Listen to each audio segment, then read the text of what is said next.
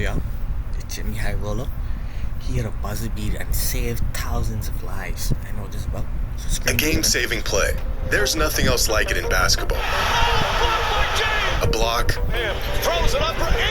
Shot blocked by Antetokounmpo. A steal. Does to Lambier. Stolen by Bird and the cut to DJ. Yes! A game-saving shot. Is this the dagger? But have you ever seen a life-saving play? This is McCall Riley, senior forward for the University of Alabama in the late 2000s, and he's playing in the SEC tournament. It's the biggest game of his life up to this point. Game on the line, down 3, with 2 seconds left on the clock. And he's about to hit a shot that not only nearly saved this game for his team, but quite possibly saved the lives of thousands of people. Riley for 3. How? It's overtime. We're hearing some rumbling behind us. The building is rocking a bit. Situations like this, Dome Stadium is the best possible place that you can be. I hope you're right. That's the tornado. Definitely had to be. Today's video is sponsored by DraftKings. Football season is here, and my any $5. Oh yeah. W. Slide, nigga.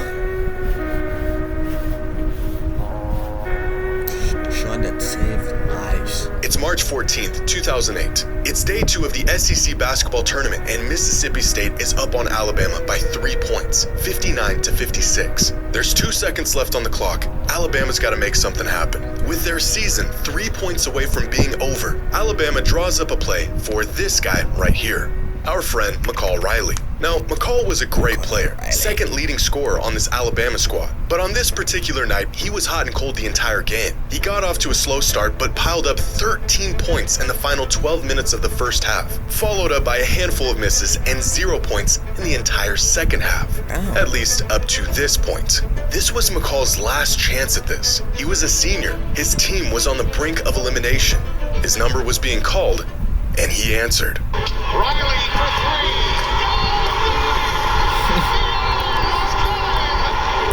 With their season on the line, McCall Riley rattles in a 3-point buzzer beater to send the game into overtime. The fans explode. Mississippi State is stunned. This game's going into overtime. But right as overtime tipped off, fans at home noticed that their TVs were becoming distorted. The broadcast signal of the game degrading and getting worse. In that moment, they had no idea what was going on. But while something special was unfolding on the court, devastation was about to unfold just outside of it. As overtime gets underway, there's an emergency report that a massive storm was building up just west of the Georgia Dome where the game was being played. Within a few minutes, the storm had developed into an EF2 tornado with winds of up to 130 miles per hour. At first, fans and players within the arena were unaware of what was going on outside. But very quickly, the situation became apparent to everyone. Mississippi State basket. G is fouled by Stewart. That's a block.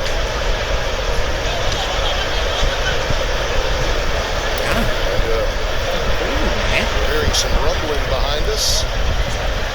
There's some concern. The building is rocking a bit. The storm becoming so strong that it shook the arena and ripped through panels on the roof. Fans in attendance that night said it sounded like a freight train was ripping through the roof of the arena. Ben Hansborough, Mississippi State guard and brother of former Tar Heel and NBA player Tyler Hansborough, said he thought he was hearing a tornado or a terrorist attack, which is quite an odd combination of guesses, but the man didn't know what was going on, cut him some slack. Officials had to stop the game as the tornado ripped past the arena and the surrounding downtown area. Fans quickly began to head for the doors, but the arena staff told them they needed to stay inside because outside it was far too dangerous to even try to get out of the building. And within a few minutes, the tornado had passed through, causing more damage than the staff and engineers on site had initially thought. It wasn't until later that weather services were able to track the path of the tornado and its destruction, where they came to the bleak realization that this tornado came within just 100 yards of the arena, wiping out everything in its path downtown and causing $500 million in damage. Oh my. The worst realization came a couple days after, when a body was found amongst the debris of the tornado, proving that this was a fatal event. But it could have been far more catastrophic if McCall Riley did not hit his Imagine that singular person just walking to the shop or walking home. Now, a tornado hit out of nowhere? Kill you? Damn. game-tying shot to send the game into overtime. Nearly 20,000 fans would have exited the arena directly into the path, and at the exact moment the tornado hit, thousands of people would have been in danger. The downtown area that was wrecked by the tornado would have been filled with people. What could have unfolded in the following moments would have been devastating. But thanks to a buzzer beater, these fans stayed in their seats, safe and away from the storm. The game went into overtime, and the streets were essentially empty. An unbelievable sequence of events that undoubtedly saved the lives of countless fans in attendance that night. About an hour after the tornado had passed, the game resumed, and finding themselves in an eerily similar situation as they were at the end of regulation, Alabama went back to McCall for one last shot. This time, to win it all. And this time, he missed it. The kid was devastated, so close to leading his team to a playoff win, and coming up short. McCall may not have hit the game-winning shot he was hoping for, but what he did do was something far greater, because he hit possibly the first and only life-saving shot. And that, ladies and gentlemen, is the butterfly effect. When one seemingly insignificant occurrence has rippling effects, leading to some consequential event sometimes long after the initial event. And this is just one of many butterfly effects within the world of basketball that you have to see to believe. That nigga turning that nigga face. Another one? Nearly 5,000 miles away from the US, Serbia has grown to become a hotspot for basketball talent. Despite their love for soccer and relatively small population, their influence over the basketball world has been a remarkable feat over the last few decades. And among the countless young Serbian hopefuls looking to make a name for themselves in hoops, it would eventually be Darko Milicic, a player who didn't leave much of an impact on the court, who would inadvertently alter the story of basketball forever. Not by himself, but through a young kid who had no plans of even playing the sport.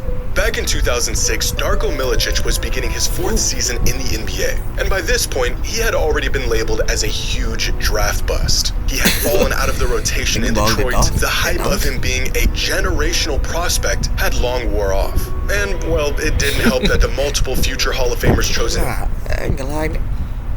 It's disrespectful, you know. Niggas a grown man. You putting your finger in their face. Nigga, that's disrespectful. Like, after him in the draft, were blossoming well ahead of schedule.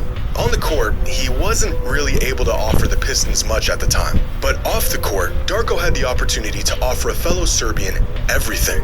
That same year, Jay Smith, assistant coach of the University of Detroit Mercy, was looking for players to fill his roster. One of the players he had his sights on was a 6'6" forward out of Serbia named Nemanja. Smith offered the kid a scholarship, but moving across the world to play basketball in the US was a massive leap for the young prospect. He could take the scholarship and make the move, or he could stay in Europe and take a shot at a career in professional basketball. Uncertain about what decision he should make, Nemanja got in touch with a friend and fellow Serbian-born player who had already made a similar transition from his home country to play basketball in the States, Darko Milicic. Now, Milicic not only assured Nemanja that he should take the opportunity, he also took him into his home and gave him time to acclimate to American life without being on his own. And over the course of that season, their friendship grew. Nemanja would go to Pistons games, throw parties at Darko's house, and even had access to the resources Darko had gained in his time in the NBA. Darko had created an entry point to American basketball for Nemanja that otherwise wouldn't have existed. Unbeknownst to him, nearly a decade later, his generosity would aid another young Serbian prospect with his journey to the US. After finishing his college career, Nemanja played one season in the Premier Basketball League in the US before moving back home to play professionally in Serbia, where he played his last season in 2012. A relatively unremarkable career to most fans, but one that sparked inspiration in his younger brother, Nikola. Growing up, Nikola Jokic was always interested in basketball, but it was never really his calling. As we all know now, horses and horse racing are where his true passion lies. By the time Nikola had become a teenager, he was competing at the amateur level in horse racing, pursuing the sport as more than just a hobby. In interviews, Nikola has stated that growing up, racing was always a priority over basketball. Until he witnessed his brother's journey, his transition to the US, the connections he made, and the level he had reached in the sport, that for the first time, making a career out of basketball materialized into a possibility for a young Nikola Jokic. And so at 14 years old, Nikola made the decision to forego any aspirations of becoming a horse racer and put all of his efforts into basketball. Now 15 years, 3 MVPs, and an NBA championship later, turns out that was probably the right decision. If it wasn't for Darko opening his doors for an old friend from Serbia, Nikola's brother may have opted out of college in the States. He may have stayed home and pursued other interests, as his only real tangible avenue post-high school was at Detroit Mercy. He would have never made the difficult transition to America. His collegiate and pro career in hoops may have never happened. The inspiration he gave to his younger brother would have gone in a completely different direction, and we may have never gotten one of the greatest basketball players of all time. Leading up to the time he was drafted, and even recently, Darko has given words of wisdom, encouragement, and advice to Nikola Jokic, continuing to be a valuable friend to the Jokic family long after he held pneumonia nearly 2 decades ago. After 10 years in the NBA, Darko Milicic retired a champion with 10 solid seasons to his name. He never shook the label as being the guy that shouldn't have been drafted 2nd overall in one of the greatest draft classes ever. And although he never gave fans quite what they were expecting coming into the league, he gave us something a whole lot better. One of the greatest players to ever touch a basketball. Damn. It's kind of great, man. The next story. Not one of my better moments, but I was mad, nigga. I wish. Y'all got him. Ellie is lucky here. Now watch what happens, and watch him go at Ainge right there. He goes right back at him. You see Scotty Brooks is happy, and right here, look at him go up. This is Mario Elie, former guard for the Houston Rockets, and he's on path to winning his first NBA championship. This is Danny Ainge, and he's not happy about it. But this second-round matchup between the Rockets and the Suns in the 1994 playoffs was heated right from the jump. Coming off a finals appearance in the previous season, the Suns were being pushed to the brink by a tough, up-and-coming Rockets team. The Suns took the first 2 games of the series, but in Game 3, Houston completely blitzed them in a 16-point blowout. But in the midst of these games, a smaller battle was taking place between Mario Elie and Danny Ainge. Tensions were building as the play got more and more physical. Neither of them willing to budge, leading to this moment towards the end of Game 3, an exclamation point on a blowout win. This was Mario's 3rd bucket of the entire game, and yet that didn't stop him from letting Ainge hear every single detail about it. But with the Rockets up double digits and time winding down, this game was far too out of reach for Ainge and the Suns to change the outcome. So instead, a few plays later, Ainge does something that would change the course of NBA history. This game is going to wind down to a whimper for Phoenix. Olajuwon putting the cherry on the sundae. 118 to Lonzo's 2. Ainge just tried to rifle the ball in, and Elie is mad. I wonder if he did. That's sick. Well, gotta take that head off. Bit of an overreaction. Tried to rifle. 118 to Lonzo's 2. Ainge just tried to rifle. Been there in his face. 118 he did. Ainge just tried to rifle the ball in, and Elie is mad. I wonder if he did. Well, that was a bit of an overreaction.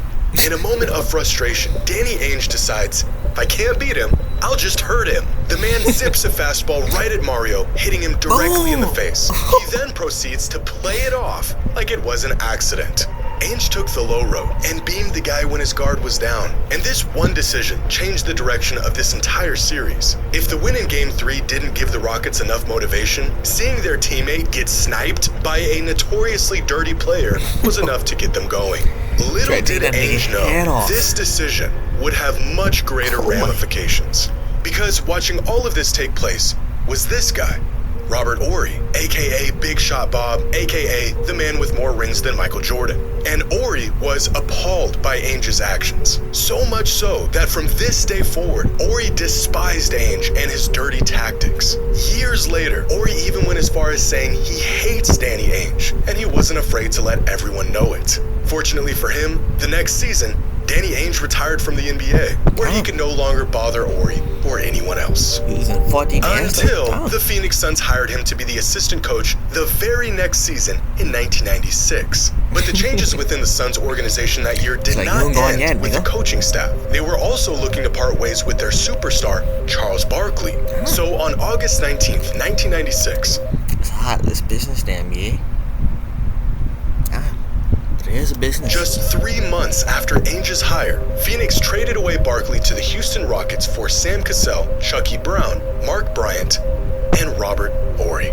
2 years after that fateful inbounds pass, the guy who Horry hated so much was now his coach. And as you might expect, this did not last very long. Despite their now professional relationship, Horry was not going to hide his feelings about Ainge. Practices were heated, games were even worse. And just 30 games into his time with the Suns, Horry's disdain for Ainge was put on full display for the world to see. Out again? On Sunday night, he did this to his coach, Danny Ainge. In a moment infamously known as... I just look for him, everybody else gets to look, I don't know. It's the towel throw. What are you even doing that in that situation? Robert Horry tosses a sweaty towel in Ainge, his coach's face, completely dismissing him in the process. Look at the disgust on Horry's face. He really did hate that man. And in that moment, there was absolutely nothing Ainge could do about it. Exactly. What punishment could possibly be enough for such an action? After serving a 2-game suspension for the towel episode, Robert Horry was supposed to be back in the Phoenix uniform tonight. Instead, he's LA bound. 72 hours later, Robert Horry was no longer on the Suns. An unbelievable coincidence of a transaction, considering Ainge said the trade had nothing to do with the towel incident. The team Horry was traded to, a young, rising... Like, come on now, nigga. Like, nothing to do with it? Come on. Team in the Los Angeles Lakers, who signed Shaquille O'Neal and drafted Kobe Bryant just 6 months prior. And it was in LA where Horry would grow his legend as one of the biggest clutch shot makers in NBA history. Shots that were the deciding factor in championships, and plays that solidified the legacies of both Shaq and Kobe during their three-peat. If Danny Ainge doesn't rifle a pass at Mario Elie, Robert Horry never grows to hate the man. There's no tension between the two of them. Horry never throws the towel, and he never gets shipped off to the Lakers, completely altering and very possibly preventing a three-peat championship run half a decade later. All of this because Mario Elie got a tough bucket and Ainge had to crash out in the final moments of a playoff game that was already decided. Years later, Robert was asked if he regretted throwing the towel or if he would change anything about that incident. No, why would you regret doing that? He did better after that. A changed man, Robert said, yeah, of course. If he could do it all over again, he would have thrown a brick. And that is the butterfly effect. When one person's actions spur a series of events that leads to something much bigger. Starting on it, nigga. Starting on that. What's they talking about? Alright, that's it for the video. If y'all niggas enjoyed, and that piece of shit y'all niggas in the next one. No kizzy, man.